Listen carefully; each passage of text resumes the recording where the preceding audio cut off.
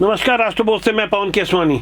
आजकल लोग E20 petrol में एथेनॉल 20% मिलाए जाने के बाद इस शिकायत को लगातार कर रहे हैं कि उनकी गाड़ी का एवरेज कम हो गया है, माइलेज कम मिल रहा है। लेकिन अब आपको जानकर ये हैरानी होगी कि सरकार ने सुप्रीम कोर्ट के सामने स्पष्ट कर दिया है कि 2030 तक इसमें 20% नहीं बल्कि अब 30% एथेनॉल मिलाया जाएगा। और ये जो शिकायत की जा रही है वो शिकायत निर्मूल है, गलत है।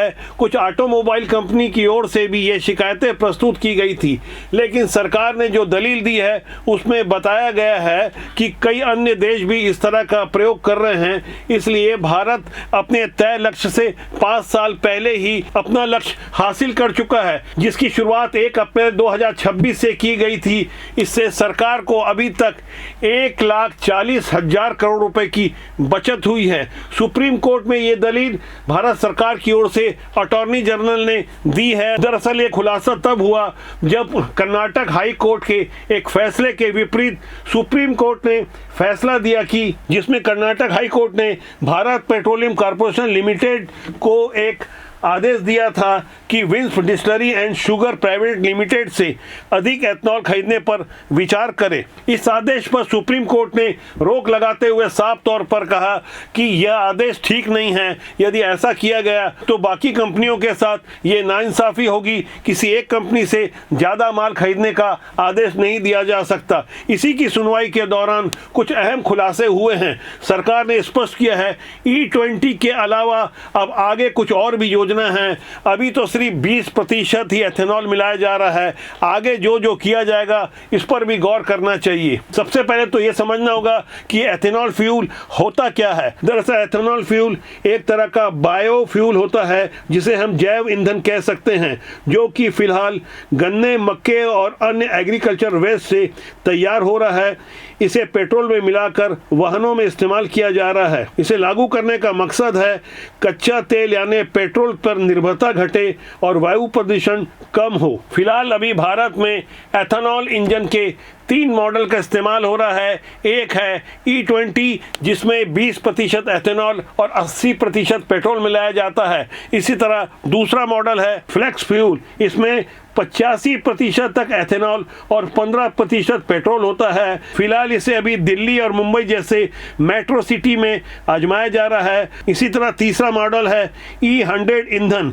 ये लगभग 100% शुद्ध एथेनॉल इंजन होता है। भारत सरकार ने E100 ईंधन के इस्तेमाल के लिए जरूरी रेगुलेशंस को औपचारिक मंजूरी भी दे दी है। लेकिन यहाँ सबसे ज्यादा समझने वाली बात यह है कि आम जनता इसे लेकर क्यों सशंकित है। इस बारे में सुप्रीम कोर्ट के सामने केंद्र सरकार की ओर से जो दलील दी गई है उसमें साफ तौर पर केंद्र सरकार ने इन आशंकाओं को खारिज किया है। तेल मंत्रालय ने साफ तौर पर यह भी कहा है E20 से वाहन इंश्योरेंस अमान्य होने या वाहनों को नुकसान पहुंचने के दावों के समर्थन में कोई ठोस वैज्ञानिक प्रमाण नहीं है।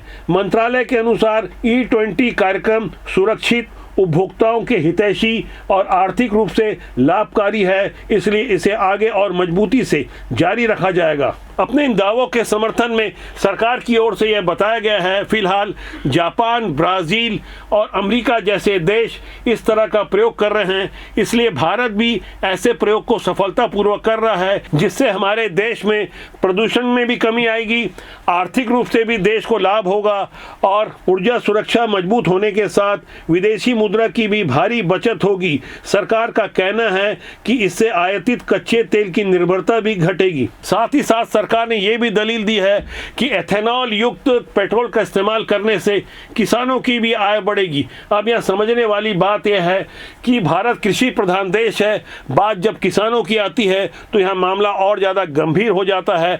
आखिर सुप्रीम कोर्ट के सामने केंद्र सरकार की ओर से जो दलील दी गई है कि किसानों की आय बढ़ेगी, तो इसे भी समझना होगा कि सरकार ने आखिर ऐसा क्यों कहा। इसके लिए सबसे पहले समझना होगा कि एथेनॉल बनता कैसे है। दरअसल एथेनॉल 2 प्रकार से तैयार किया जाता है।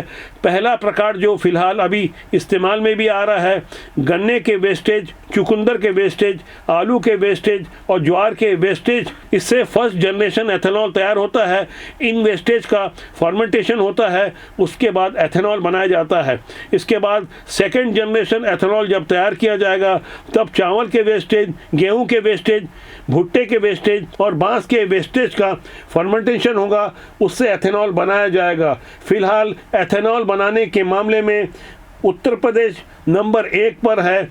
भारत में इस वक्त 1990 करोड़ लीटर एथेनॉल तैयार हो रहा है, जिसमें अकेले उत्तर प्रदेश से ही 236 करोड़ लीटर एथेनॉल तैयार हो रहा है। एथेनॉल युक्त पेट्रोल के इस्तेमाल को लेकर जो सकारात्मक बातें आपको समझ में आ रही होगी, सुन के अच्छा लग रहा होगा, लेकिन व्यवहारिक रूप से जब लोग शिकायतें कर रहे हैं कि उनके गाड़ी का एवरेज कम हो गया, तो इसे भी समझना होगा क्या ये कोई वहम है या वास्तव में उनकी गाड़ी का एवरेज कम हो रहा है। लेकिन सरकार जब जिम्मेदारी के साथ कह रही है तो यहाँ समझना होगा कि कौन गलत है कौन सही है। यहाँ आप सोचिए, सिर्फ 1 अप्रैल से ही भारत में एथेनॉल युक्त पेट्रोल का इस्तेमाल शुरू हुआ है और इतने कम समय में ही भारत सरकार को 1,40,000 करोड़ रुपए की बचत हुई है। यह देश के लिए अच्छी बात है। फिलहाल 20% एथेनॉल मिलाया जा रहा है। आगामी 2030 तक इसे 30% तक मिलाने का लक्ष्य रखा गया है।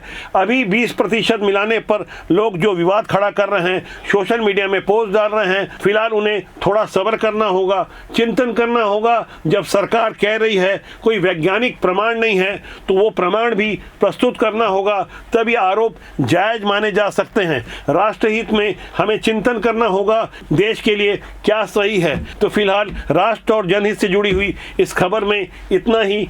आगे मैं आपसे चाहूँगा कि इस खबर के बारे में अपनी राय दें। राष्ट्रबोध एक मिशन है जिसका सूत्र वाक्य है राष्ट्रहित सर्वोपरि। नमस्कार।